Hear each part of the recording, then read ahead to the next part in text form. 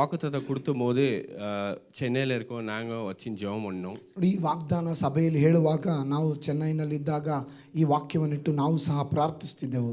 வார்த்தையை முடிச்சுட்டு என்னோட சாட்சியை நான் சொல்கிறேன். ನನ್ನ ವಾಕ್ಯವನ್ನು ಮುಗಿಸಿದ ನಂತರ ನನ್ನ ಸಾಕ್ಷಿಯನ್ನು ಹೇಳಿಕೊಳ್ಳುತ್ತೇನೆ. இங்கே வந்திருக்கவங்க கிட்ட எல்லார்கிட்ட ஒரு கேள்வி இருக்கும். ನೋಡಿ, ಇಲ್ಲಿ ಬಂದಿರುವಂಥ ಎಲ್ಲರ ಬಳಿಯಲ್ಲಿ ಒಂದು ಪ್ರಶ್ನೆ ಇರುತ್ತದೆ.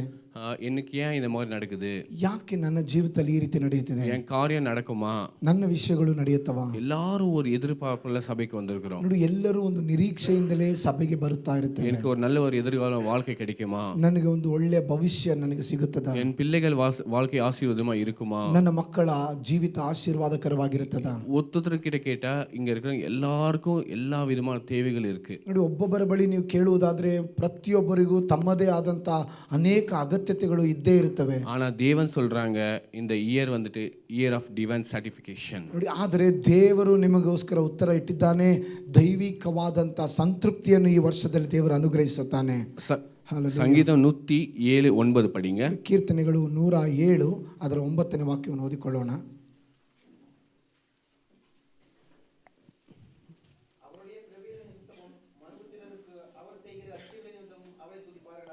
அவர் செய்கிற அதிசயங்களும் அவர் செய்த அற்புதங்களுக்காக ಮನುಷ್ಯ ಪುತ್ರர்கள் என்ன பண்ணுவாங்க, ಅವரை துதிப்பார்கள். ஹல்லேலூயா. ನೋಡಿ, ಆತನು ಮಾಡಿದಂತ ಒಳ್ಳೆತನಕ್ಕಾಗಿ ಆತನು ಮಾಡಿದಂತ ಪ್ರತಿಯೊಂದು ಕಾರ್ಯಗಳಿಗೋಸ್ಕರ ಮನುಷ್ಯ ಜನರು ದೇವರನ್ನು ಮಹಿಮೆ ಪಡಿಸುತ್ತಾರೆ ಎಂಬುದಾಗಿ இங்க ஆண்டவர் சொல்றாங்க, தேவன் மனுஷ குலத்துக்கு செய்த நன்மைகளை குறித்து நினைத்து பார்க்கும்போது அவரை துதிக்காம இருக்க முடியாது என்று இந்த சங்கீதக்காரன் சொல்றாங்க. ನೋಡಿ, ಇಲ್ಲಿ ಕೀರ್ತನೆಗಾರನು ಹೇಳುತ್ತಾನೆ, ದೇವರು ಮಾನವರಿಗೋಸ್ಕರ ಮಾಡಿದ ಕಾರ್ಯಗಳನ್ನು ನೆನೆಸಿ ನೋಡುವುದಾದರೆ ಆತನನ್ನು ಕೊಂಡಾಡದೇ ಇರಲು ಸಾಧ್ಯವೇ ಇಲ್ಲ ಎಂಬುದಾಗಿ. இங்க வந்திருக்கவங்க எல்லாருக்கும் நான் முன்னாடி சொன்ன மாதிரி எல்லாருக்கும் ஒரு தேவைகள் இருக்கு. ನೋಡಿ, ನಾನು ಮುಂಚೆ ಹೇಳಿದ ಹಾಗೆ ಇಲ್ಲಿ ಬಂದಿರುವಂತಹ ಪ್ರತಿಯೊಬ್ಬರಿಗೂ ಏನಾದರೂ ಒಂದಲ್ಲ ಒಂದು ರೀತಿಯ ಹುಡುಕಾಟ ಅಗತ್ಯತೆಗಳು ಇದ್ದೇ ಇರುತ್ತವೆ. இந்த தேவைகளெல்லாம் சந்திக்கப்படும்படி ஆண்டவர் தான் நமக்கு உதவி செய்வார். ஹல்லேலூயா. ನಿಮ್ಮ ಅಗತ್ಯಗಳನ್ನೆಲ್ಲ ಸಂಧಿಸುವಂತೆ ದೇವರು ತಾನೇ ಸಹಾಯ ಮಾಡಲಿ. இங்க எனக்கு ஒரு கேள்வி கேட்கிறேன். ನೋಡಿ, ಇಲ್ಲಿ ನಿಮ್ಮ ಬಳಿ ಒಂದು ಪ್ರಶ್ನೆ ಕೇಳುತ್ತೇನೆ. இன்றைக்கு நம்மள தேவன் ஆசீர்வதிக்க மாட்டார் என்று சொல்லி ஒரு வேளை வந்துட்டு அவர் ஸ்டாப் பண்ணா நம்ம ஆண்டவரை துதிப்போமா? ಒಂದು ವೇಳೆ ದೇವರು ಇಂದು ನಮ್ಮನ್ನು ಇನ್ನು ಮುಂದೆ ಆತನು ಆಶೀರ್ವದಿಸುವುದಿಲ್ಲ ಅಂತ ಒಂದು ಮಾತು ಹೇಳಿಬಿಟ್ರೆ ನಾವು ದೇವರನ್ನು ಕೊಂಡಾಡುತ್ತೇವಾ? நான் விசுவாசிக்கிறேன், அப்ப கூட நம்ம தேவனை துதிக்கணும். ஹல்லேலூயா. ನಾನಂತೂ ನಂಬುತ್ತೇನೆ, ಆ ಸಮಯದಲ್ಲಿಯೂ ನಾವು ದೇವರನ್ನು ಕೊಂಡಾಡಲೇಬೇಕು. அவர் நம்மளை உயர்த்தினாலும் அவரை துதிக்க வேண்டும், அவர் நம்மளை தாழ்மையில வைத்திருந்தாலும் நம்மளை துதிக்க வேண்டும். ಆತ ನಮ್ಮನ್ನು ಉನ್ನತಿಗೆ ಆಶೀರ್ವದಿಸಿದರೂ ಸರಿ, ನಮ್ಮನ್ನು ತಗ್ಗಿನ ಸ್ಥಿತಿಯಲ್ಲಿ ನಡೆಸಿದರೂ ಸರಿ, ನಾವು ದೇವರನ್ನು ಕೊಂಡಾಡಲೇಬೇಕು. இங்க ஃபர்ஸ்ட் வந்துட்டு அப்ரஹாம் என்ற ஒரு மனுஷனோட வாழ்க்கையை பார்ப்போம். 5 பேர் நான் பார்க்குறோம், அந்த 15 நிமிஷத்துல முடிப்பேன்.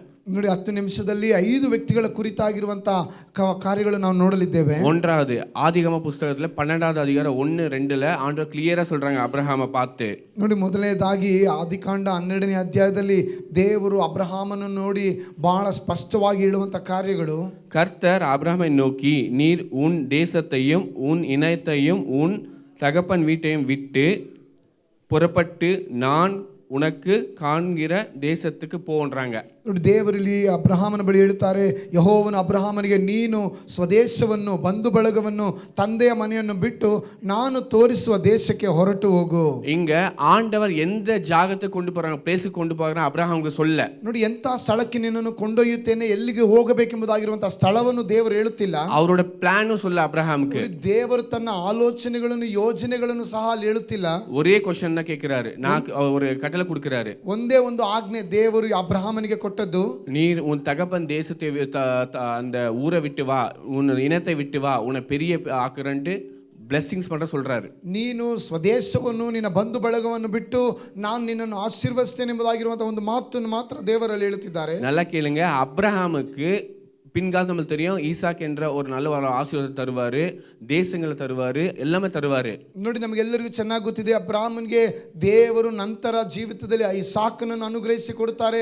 ಒಂದು ದೊಡ್ಡ ಜನಾಂಗವನ್ನೇ, ಸಂತತಿಯನ್ನು, ಸಂಪತ್ತನ್ನೆಲ್ಲ ದೇವರು ಕೊಡುತ್ತಾರೆ, ನಮಗೆಲ್ಲ ಗೊತ್ತಿದೆ. ಈಗ ஆண்டவர் கூப்பிடுறாங்க, அப்ரஹாமை கூப்பிடும்போது அப்ரஹாம் அந்த வார்த்தை கேட்டு வராரு. ನೋಡಿ, ಅಬ್ರಹಾಮನನ್ನು ದೇವರು ಕರೆಯುತ್ತಾರೆ. ಆ ಒಂದು ಶಬ್ದಕ್ಕೆ ಕಿವಿಗೊಟ್ಟು ಅಬ್ರಹಾಮನು ಮನೆಯಿಂದ ಹೊರಡುತ್ತಾನೆ. தேவனுடைய வார்த்தையை கேட்டு கீழ்ப்படிந்து அவர் பிரசன்னத்தை நேசிக்கும் போது ஆண்டவர் ಪ್ಯಾಕೇಜಸ್ ಆ ಗಿಫ್ಟ್ ತರುವಾರು. ನೋಡಿ, ದೇವರ ಮಾತಿಗೆ ವಿಧೇಯರಾಗಿ ಆತನು ಹೇಳಿದ ಪ್ರಕಾರ ನಾವು ಅನುಸರಿಸಿ ನಡೆಯುವುದಾದರೆ ದೇವರು ಒಂದು ಪ್ಯಾಕೇಜ್ ಮುಖಾಂತರವಾಗಿ ಒಂದೊಂದಾಗಿ ಒಂದರ ಹಿಂದೆ ದೇವರ ಅನುಗ್ರಹವನ್ನು ಕೊಡುತ್ತಲೇ ಇರ್ತಾನೆ. 2வது வசனம் படிக்கும்போது பெரிய ஜாதி ஆக்குவேன். ನೋಡಿ, 2ನೇ ವಾಕ್ಯ ಗಮನಿಸಿ, ನಾನು ನಿನ್ನನ್ನು ದೊಡ್ಡ ಜನಾಂಗವಾಗುವಂತೆ நீங்க ಮಾಡುವೆನು. பக்கத்துல கை கொடுத்து சொல்லுங்க, நான் சின்னவங்க இல்ல, பெரிய ஜாதி ஆக்க கர்த்தர் வல்லவரா இருக்கிறாங்க. ನೋಡಿ, ನೀವು ಪಕ್ಕದಲ್ಲಿ ಕೈ ಕೊಟ್ಟು ಹೇಳಿ, ನಾನೊಂದು ಸಣ್ಣ ವ್ಯಕ್ತಿ, ಸಣ್ಣ ಜನಾಂಗ ಅಲ್ಲ, ದೊಡ್ಡ ಜನಾಂಗವಾಗಿದ್ದೇನೆ. ஆமென். ஒருவேளை நம்ம வந்திருக்கலாம், என் பிள்ளைகள் திருமணம் ஆகலையே, ನಾವು ನೆನೆಸಬಹುದು, ನನ್ನ ಮಕ್ಕಳಿಗೆ ಇನ್ನೂ ವಿವಾಹ ಆಗಲಿಲ್ಲ, என் கர்ப்பத்தின் கனிகள் இன்னும் வரலையே, ಅಯ್ಯೋ ನನ್ನ ಗರ್ಭಫಲ ಇನ್ನೂ ಬಂದಿಲ್ಲವಲ್ಲೇ. எனக்கு எப்படி ஆண்டவர் பெரிய ஜாதி ஆக்குவார்? ದೇವರು ಯಾವ ರೀತಿ ನಮ್ಮನ್ನು ದೊಡ್ಡ ಜನಾಂಗವಾಗಿ ಮಾಡುತ್ತಾನೆ? அவர் கர்த்தர், அவர் சொன்னா செய்வார். ஹalleluya. ಈತನು ಕರ್ತನು, ಆತನು ಹೇಳಿದರೆ ಅದೇ ಪ್ರಕಾರ ಮಾಡುತ್ತಾನೆ. 2வது,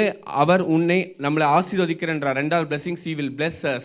ನೋಡಿ, 2ನೇದಾಗಿ ದೇವರಲ್ಲಿ ಹೇಳುವಂತ ಮಾತು, ನಿನ್ನನ್ನು ಆಶೀರ್ವದಿಸುವೆನು, உன் பேரை பெருமைப்படுத்துவேன். ನಿನ್ನ ಹೆಸರನ್ನು ಪ್ರಖ್ಯಾತಿಗೆ ತರುವೆನು.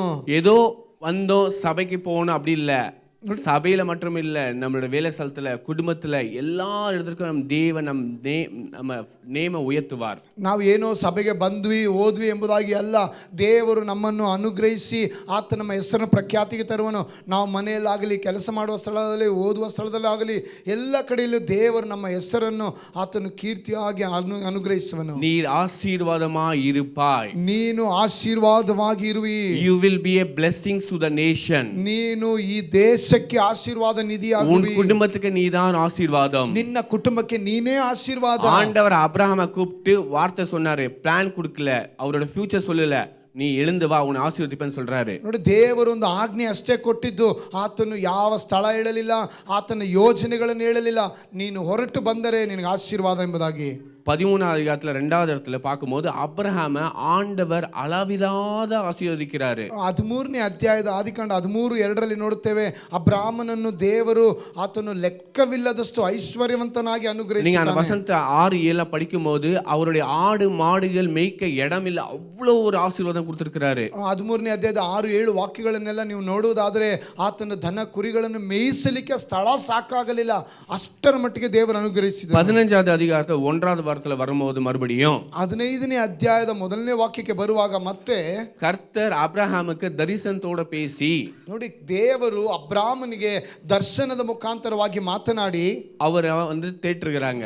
ಆತನು ಸಂತೈಸುವುದಾಗಿ ನಾವು ನೋಡುತ್ತೇವೆ. அப்போ அப்ரஹாமுக்கு ஒரு கேள்வி, ஆண்டவரே இவ்வளவு ஆசீர்வதிக்கிறீங்களே, ஆனா எனக்கு குழந்தை பாக்கியம் இல்லையே. ಅಬ್ರಹಾಂ ಒಂದು ಪ್ರಶ್ನೆ ಕೇಳ್ತಾನೆ, ಸ್ವಾಮಿ ಇಷ್ಟೆಲ್ಲ ಆಶೀರ್ವಾದ ಕೊಡ್ತಾ ಇದ್ದೀರಾ, ನನಗೆ ಒಂದು ಪುತ್ರ ಸಂತಾನ ಮಗನಿಲ್ಲವೇ ಎಂಬುದಾಗಿ. டைம் இல்ல, அப்படியே ஸ்பீடா போறேன் நானு. ಸಮಯ ಇಲ್ಲದ ಕಾರಣ ನಾನು ಬೇಗನೆ ಸಾಗುತ್ತೇನೆ. அப்ரஹாமை வெளியே கூட்டிட்டு வந்துட்டு வானத்தை பார்க்க சொல்லுவார், நட்சத்திரங்களை உன்னால் எண்ண முடியுஞ்சா நீ எண்ணுன்றாரு. ಅಬ್ರಾಮನನ್ನು ದೇವರು ಹೊರ ಕರೆತಂದು ಆಕಾಶವನ್ನು ತೋರಿಸಿ ನಕ್ಷತ್ರಗಳು ಎಣಿಸಲು ಸಾಧ್ಯವಾದರೆ ನೀನು ಎಣಿಸು ಎಂಬುದಾಗಿ. சங்கீதம் 8:3 சொல்கிறது, கர்த்தர் எல்லாவற்றையும் நட்சத்திரங்களை அவர் தான் படைச்சாரு.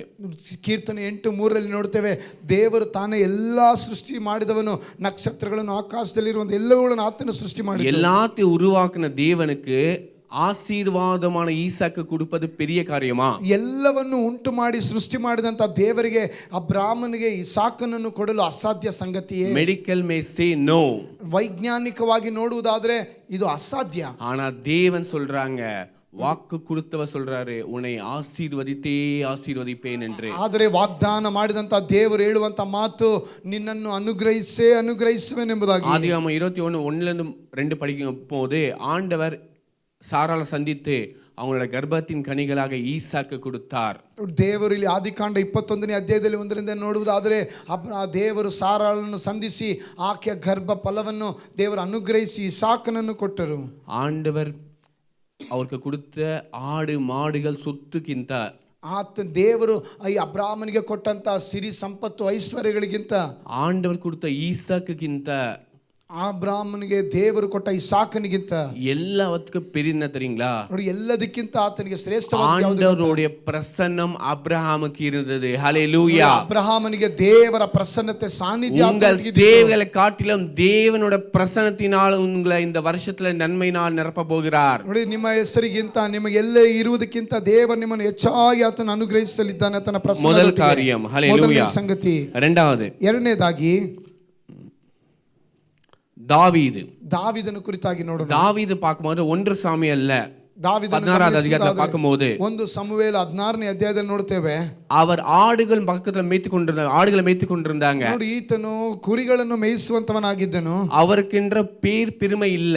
ಆತನಿಗೆ ಯಾವ ರೀತಿ ಹೆಸರಿನ ಹೊಗಳಿಕೆಯೋ ಯಾವ ರೀತಿ ಕೀರ್ತಿಯೋ ಇರಲಿಲ್ಲ. அவங்க ಸಹೋದರರೆಲ್ಲ நல்ல விதமான இதுல இருக்கிறாங்க, ஒரு பொசிஷன்ஸ் இருக்கிறாங்க.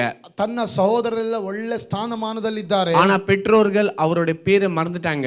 ಆದರೆ ಈತನ ಪೋಷಕರು, ತಂದೆ ತಾಯಿಗಳೇ ಈತನನ್ನು ಮರೆತು ಹೋದರು. இன்னைக்கு நான் ஒன்னு ரகசியமா தேவனுடைய வார்த்தையை சொல்றேன். ನೋಡಿ, ಇಂದು ನಿಮಗೆ ಒಂದು ಗೂಢಾರ್ಥವನ್ನು ದೇವರ ವಾಕ್ಯದಿಂದ ತಿಳಿಸಿಕೊಡುತ್ತೇನೆ. நம்ம பெற்றோரா இருந்தாலும் ನಾವು ಪೋಷಕರೇ ಆಗಿದ್ದರು, நம்ம வந்துட்டு ஒரு லெவல்ல போனாதான் நம்மள ஞாபகம் வச்சுப்பாங்க. ನೋಡಿ, ಒಂದು ಮಿತಿಗೆ ಮಾತ್ರ ನಮ್ಮನ್ನು ಕುರಿತಾಗಿ ನೆನಪಿನಲ್ಲಿ ಇಟ್ಟುಕೊಳ್ಳುತ್ತಾರೆ. அவங்களுக்கு அந்த ராணுவத்துல இருந்து அவங்க சகோதரன் ஞாபகம், அவங்க அப்பாக்கு ஞாபகம் இருக்கு. ನೋಡಿ, ಆ ತಂದೆಗೆ ತನ್ನ ಸಹೋದರರು ಸೇನೆಯಲ್ಲಿದ್ದರು, ರಾಜನ ಮನೆಯಲ್ಲಿ ಅವರು ಸೇನೆಯಲ್ಲಿ ಕೆಲಸ ಮಾಡಿ ಅವರ ಕುರಿತಾಗಿ ನೆನಪಿತ್ತು. ஆனா தாவீது பத்தி ஞாபகம் இல்ல. ಆದರೆ ತನ್ನ ತಂದೆಗೆ ದಾವೀದನ ಕುರಿತಾಗಿರುವಂತ ನೆನಪು ಇರಲಿಲ್ಲ. ನೋಡಿ, ஆடுகளை மேய்த்திருந்தவன், ಈತನು ಕುರಿ ಕಾಯುತ್ತಿದ್ದವನು. சங்கீதம் 23 வீட்ல படிங்க. ಕೀರ್ತನೆ 23 ಮನೆಗೆ ಹೋಗಿ ಓದಿ. கர்த்தர் என் மேய்ப்பரா இருக்கிறார் என்று சங்கீதத்துல நம்ம படிக்கிறோம். ಯೆಹೋವ ನನಗೆ ಕುರುಬನು ಎಂಬುದಾಗಿ ಕೀರ್ತನೆ 23ರಲ್ಲಿ ನಾವು இந்த ಓದುತ್ತೇವೆ. தாவீது நம்பினது தேவனை. ನೋಡಿ, ದೇವರನ್ನು ನಂಬಿದ್ದಂತ ದಾವೀದನನ್ನು, யாரெல்லாம் தேவனை நம்புறோமோ அவர் நம்மளை கைவிட மாட்டார். ಯಾರೆಲ್ಲ ದೇವರ ಮೇಲೆ ನಂಬಿಕೆ ಇಡುತ್ತಾರೋ ಅವರನ್ನು ಎಂದಿಗೂ ದೇವರು ಕೈ ஆடுகளை மேய்த்திருந்தவனை ஆடுகளை மேய்த்திருந்தவனை ராஜாவாகிய தேவன் மாத்தினார். ನೋಡಿ, ಕುರಿಗಳನ್ನು ಮೇಯಿಸಿದ್ದಂತ ದಾವೀದನನ್ನು ದೇವರು ಅರಸನನ್ನಾಗಿ ಆತನು ಮಾಡಿದನು. உங்கள் பிள்ளைகள் மேல நீங்க ஒரு தரிசனம் வைத்திருக்கலாம். ನೋಡಿ, ನಿಮ್ಮ ಮಕ್ಕಳ ಮೇಲೆ ನೀವು ಒಂದು ದರ್ಶನವನ್ನು, ಒಂದು ಚಿಂತೆ ஆனா ಇಟ್ಟಿರಬಹುದು. தேவனுடைய தரிசனத்தை விட்டு கொடுங்க. ಆದರೆ ದೇವರ ದರ್ಶನಕ್ಕಾಗಿ ನಿಮ್ಮ அவர் ಮಕ್ಕಳನ್ನು ராஜாவாகிய நம் பிள்ளைகளை மாற்றுவார். ಆತನು ನಿಮ್ಮ ಮಕ್ಕಳನ್ನು ರಾಜರನ್ನಾಗಿ ಆತನು ಮಾರ್ಪಡಿಸಿ. ஆமென். இரண்டாவது காரியம் பார்த்தோம். ನೋಡಿ, ಎರಡನೇ ಸಂಗತಿ ನೋಡಿದೆವು. மூன்றாவது காரியம் பார்ப்போம். ಮೂರನೇ ಸಂಗತಿ ಗಮನಿಸೋಣ. இங்க வந்துட்டு மேத்யூ எழுதின சுவிசேஷம் 8வது அதிகாரத்துல 1ல இருந்து அந்த 4 படிக்கும்போது, ಮತ್ತಾಯನು ಬರೆದ ಸುವಾರ್ತೆ 8ನೇ ಅಧ್ಯಾಯದ 1ರಿಂದ 4ನೇ ವಾಕ್ಯಗಳನ್ನು ನಾವು ನೋಡುವಾಗ, குஷ்டரோகிகள் காத்திருக்கிறாங்க. ನೋಡಿ, ಕುಷ್ಠ ರೋಗಿಗಳು ಅಲ್ಲಿ ಕಾದಿರುವುದಾಗಿ அவங்க ஊருக்குள்ள வர முடியாது. ಅವರು ಪಟ್ಟಣದೊಳಗೆ ಬರಲಿಕ್ಕೆ அவங்க வியாதியை சுமந்து ஊருக்குள்ள வந்து கல்லால் அடிச்சிடுவாங்க. ಅವರು ಆ ಕುಷ್ಠರೋಗ ಹೊತ್ತು ಊರಿನೊಳಗೆ ಬಂದರೆ ಜನರು ಕಲ್ಲೆಸೆದು ஆண்டவர் மலை பிரசங்கத்தை முடித்து மலை பிரசங்கத்தை ஏறி மலையில இருந்து பிரசங்கத்தை முடிக்கிற வரைக்கும் காத்திருந்தாங்க. ಯೇಸು ಸ್ವಾಮಿ ಆ ಪರ್ವತ ಪ್ರಸಂಗ ಮಾಡಿ ಮುಗಿಸಿ ಬರುವ ತನಕ ಅವರು ಕಾದಿದ್ದರು. இன்றைக்கு யாரெல்லாம் தேவனுடைய பாதத்துக்கு எனக்கு சுகம் கிடைக்காதா காத்திருக்கிறீங்களா? ನೋಡಿ, ಯಾರೆಲ್ಲ ಇಂದು ನನಗೆ ಇನ್ನೂ ಸೌಖ್ಯ ಸಿಗಲಿಲ್ಲ ಎಂಬುದಾಗಿ ದೇವರ ಪಾದಪೀಠದಲ್ಲಿ ಕಾದಿದ್ದೀರಾ? நான் எவ்வளவோ பிசினஸ் செய்யறேன், எவ்வளவோ நல்லது செய்யறேன், ஆனாலும் எனக்கு ஒரு லாபம் இல்ல. ನಾನು ಎಷ್ಟೋ ವ್ಯಾಪಾರ ಮಾಡಿಸ್ತಾ ಇದ್ದೇನೆ, ಎಷ್ಟೆಲ್ಲ ನಾನು ಕಷ್ಟಪಡುತ್ತೇನೆ, ಯಾವ ಲಾಭವೂ ನನಗೆ ಸಿಗುತ್ತಿಲ್ಲ. உங்க மனசுல நான் கேட்கிற ஜெபத்தை யார் தான் எனக்கு செய்ய முடியும் என்று எதிர்பார்த்து வந்திருக்கீங்களா? ನಿಮ್ಮ ಮನಸ್ಸಿನಲ್ಲಿ ಇಂಥ ಒಂದು ಪ್ರಾರ್ಥನೆಯೊಟ್ಟಿಗೆ, ಅಯ್ಯೋ ನನ್ನ ಪ್ರಾರ್ಥನೆ, ನನ್ನ ವಿಜ್ಞಾಪನೆ ಯಾರು ತಾನೇ ಕೇಳ್ತಾರೆ, ನನ್ನ ಕಷ್ಟ ಯಾರು ಕೇಳ್ತಾರೆ ಎಂಬುದಾಗಿ ಬಂದಿದ್ದೀರಾ? கர்த்தர் சொல்றார், அவர் இறங்கி வந்து அந்த குஷ்டரோகியை தொட்டு சுகமாக்கினார். ನೋಡಿ, ದೇವರು ಹೇಳುವಂತ ಮಾತು, ಆತನು ಇಳಿದು ಬಂದು ಕುಷ್ಠರೋಗಿಗಳನ್ನು ಮುಟ್ಟಿ ದೇವರು ಗುಣಪಡಿಸಿದನು. இந்த வருஷம் அது என்ன பெரிய வியாதியா இருந்தாலும், ಈ ವರ್ಷದಲ್ಲಿ ಅದೆಷ್ಟು ಕಠಿಣವಾದಂತ ರೋಗವೇ ಆಗಿರಲಿ, உன் பிசினஸ்க்கு விரோதமா எந்த விதமான ஆயுதங்கள் வாய்க்காம போகும் என்று தேவன் சொல்கிறாங்க. ನಿನ್ನ ವ್ಯಾಪಾರಕ್ಕೆ ವಿರೋಧವಾಗಿ ಶತ್ರುವಿನ ಯಾವ ಆಯುಧಗಳಾಗಲಿ ಅದು ಫಲಿಸದೆ ಹೋಗುವುದು. The year of complete healing. ನೋಡಿ, ಈ ವರ್ಷ ಪರಿಪೂರ್ಣವಾದಂತ ಸೌಖ್ಯ. ಆಮೆನ್. ಆಮೆನ್. ನಾಲ್ಕನೇದಾಗಿ ಪೇತ್ರನ ಕುರಿತು ನೋಡೋಣ. பேதுரு வந்து லூக்கா 5வது அதிகாரத்துல நீங்க வீட்ல போய் படிங்க. ನೋಡಿ, ಲೂಕನ ಸುವಾರ್ತೆ 5ನೇ ಅಧ್ಯಾಯದ ಮನೆಯಲ್ಲಿ ಹೋಗಿ ನೀವು ಓದಿ ನೋಡ್ರಿ. ஆண்டவர் ஊழியத்துக்காக தன்னுடைய படகை கேட்கிறாரு, பேதுருவோட படகை கேட்கிறாரு. ಯೇಸು ಸ್ವಾಮಿ ತನ್ನ ಸೇವೆಗೋಸ್ಕರ ಪೇತ್ರನ ಹಡಗನ್ನು ಕೇಳುತ್ತಾರೆ. படகை கொடுத்தார் பேதுரு. ಪೇತ್ರನು ಹಡಗನ್ನು ಬಿಟ್ಟು ಕೊಟ್ಟನು. அந்த படகு என்பது நம்மளோட வாழ்க்கை. ಆ ದೋಣಿ, ಆ ಹಡಗು ಎಂಬುದಾಗಿ ನೋಡುವಾಗ ನಮ್ಮ ಜೀವನವನ್ನು படகை கொடுத்து பேதுருக்கு இரவெல்லாம் கஷ்டப்படுறாங்க, மீன் கிடைக்கல.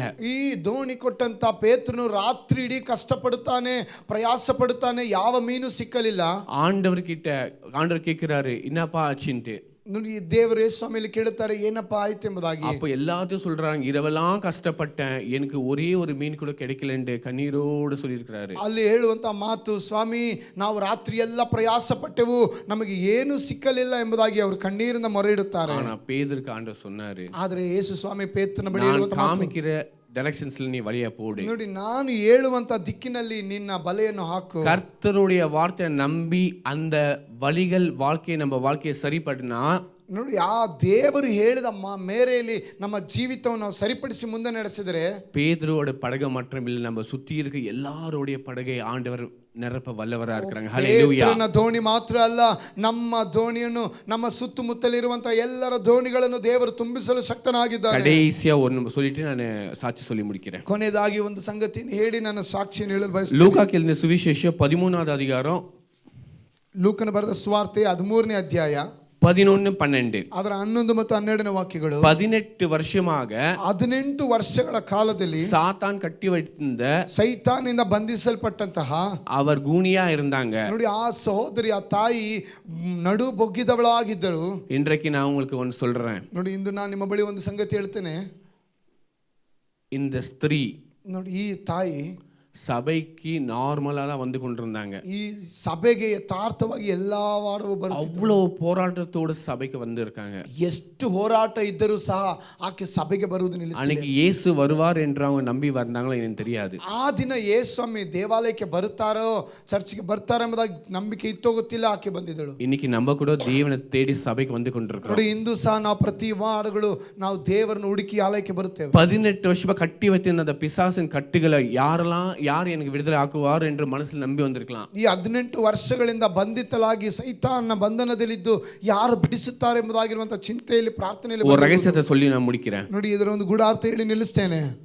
ஆண்டவரை நம்பி சபைக்கு வரும்போது, ದೇವರ ಮೇಲೆ ನಂಬಿಕೆ ಇಟ್ಟು ಸಭೆಗೆ ಬರುವಾಗ, ஒரு வாரம் கூட மிஸ் பண்ணாம நடக்கிற எல்லா விதமான வர்ஷிப்ஸ் நம்ம கலந்து கொள்ளும் போது, ಒಂದು ವಾರವೂ ತಪ್ಪಿಸಿಕೊಳ್ಳದೆ ನಡೆಯುವಂತ ಎಲ್ಲ ಪ್ರಾರ್ಥನೆಗಳಲ್ಲಿ ಪಾಲ್ಗೊಂಡು இந்த 18 வருஷம் காத்திருந்த மகளை ஆண்டவர் கூப்பிட்டு சுகமாக்கினார். ಈ 18 ವರ್ಷಗಳು ಕಾದಿದ್ದಂತ ಈ ತಾಯಿ ಸಹೋದರಿಯನ್ನು ಸ್ವಾಮಿ ಕರೆದು ಗುಣಪಡಿಸಿದನು. அவங்களுக்கு எவ்வளவு நேரத்துல வந்து ஆண்டவர் சுகத்தை தரன்னு சொல்லல. ನೋಡಿ, ಎಷ್ಟು ಕಾಲದಲ್ಲಿ ನಿಮಗೆ ಸುಖ ಕೊಡುತ್ತೇನೆ ಎಂಬುದಾಗಿ ಹೇಳಲಿಲ್ಲ. அவள் தேவனுடைய சபையில பிரசன்ஸ்ல இருந்தாங்க. ನೋಡಿ, ಆಕೆ ದೇವರ ಆಲಯದಲ್ಲಿ ಆತನ ಪ್ರಸನ್ನತೆಯಲ್ಲಿ ಕೂಡಿದ್ದಳು. கரெக்டா நேரம் வரும்போது ஆண்டவர் டச் பண்ணாங்க. ಸರಿಯಾದ ಸಮಯ ಬಂದಾಗ ಯೇಸು ಸ್ವಾಮಿ ತಾನು ಮುಟ್ಟಿದನು.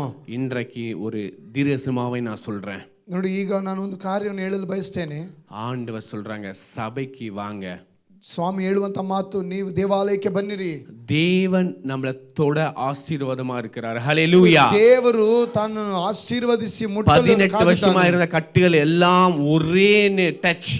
ನೋಡಿ, 18 ವರ್ಷಗಳಿಂದ ಇದ್ದಂತ ಸೈತಾನ ಬಂಧನಗಳೆಲ್ಲ ಒಂದೇ ಮುಟ್ಟುವಿಕೆಯಲ್ಲಿ இன்றைக்கு ஆண்டவர் சொல்றாங்க, உங்களை கட்டி வைத்த எல்லா கட்டுகளை உடைக்க அவர் வல்லவரா இருக்கிறாரு. ஹalleluya. ದೇವರು ಹೇಳುವಂತ ಕಾರ್ಯಗಳು, ಆತ ನಿನ್ನ ಎಲ್ಲ ಬಂಧನಗಳನ್ನು, ಕಟ್ಟುಗಳನ್ನು ಬಿಚ್ಚಿ ಹಾಕಲು ಆತನು ஆபிரகாம் ಕಾಯುತ್ತಿದ್ದಾನೆ. கூப்பிட்டாரு, ஆசீர்வதித்தார். ஹalleluya. ಅಬ್ರಾಮನನ್ನು ದೇವರು ಕರೆದನು, ಆಶೀರ್ವದಿಸಿದನು. அந்த குஷ்டரோகிகளை ஆண்டவர் ஜெபத்தை கேட்டு இறங்கி வந்து சுகத்தை கொடுத்தார். ನೋಡಿ, ಆ ಕುಷ್ಠರೋಗಿಗಳ ಬೇಡುವಿಕೆಯನ್ನು ಕೇಳಿ ದೇವರು ಇಳಿದು ಬಂದು ಅವನು ಗುಣಪಡಿಸಿದನು. ஒன்றும் இல்லாத பேதுருடைய படகை ஆண்டவர் நிரப்ப செய்தார். ನೋಡಿ, ಬರಿದಾಗಿ ಏನು ಇಲ್ಲದೆ ಇದ್ದಂತ ಪೇತ್ರನ ದೋಣಿಯನ್ನು ದೇವರು ತುಂಬಿಸಿಕೊಟ್ಟನು. ஆடுகளை மேய்த்திருந்தவன் ராஜாவா மாத்தி தாவீதை ராஜாவா மாத்த வல்லவரா இருக்கிறாங்க. ಕುರಿಗಳನ್ನು ಕಾಯುತ್ತಿದ್ದಂತ ದಾವಿದನನ್ನು ದೇವರು ಒಂದು ರಾಜನಾಗಿ, ಅರಸನಾಗಿ ಅನುಗ್ರಹಿಸಿದನು. கடைசி நம்ம பார்த்தோம், 18 வருஷமா பாதிக்கப்பட்டிருந்த ஸ்திரீக்கு ஒரே நேரத்துல டச் பண்ணி குணத்தை கொடுத்தார், சுகத்தை கொடுத்தார். ಕೊನೆಯದಾಗಿ ನೋಡಿದವು, 18 ವರ್ಷಗಳಿಂದ ನೋವಿನಲ್ಲಿ, ಬಾಧೆಯಲ್ಲಿ ಪಟ್ಟಂತ ಸಹೋದರಿಯನ್ನು ದೇವರು ಒಂದೇ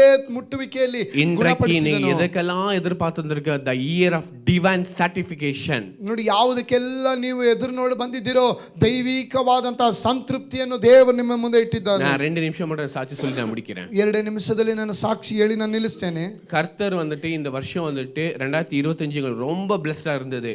ನೋಡಿ, ದೇವರು ನನ್ನ ಜೀವಿತದಲ್ಲಿ 2025 ಬಹಳ ಆಶೀರ್ವಾದಕರವಾಗಿತ್ತು. போராட்டம் இல்லைன்னு இல்லை, பயங்கரமா போராட்டம். ஆனாலும் தேவன்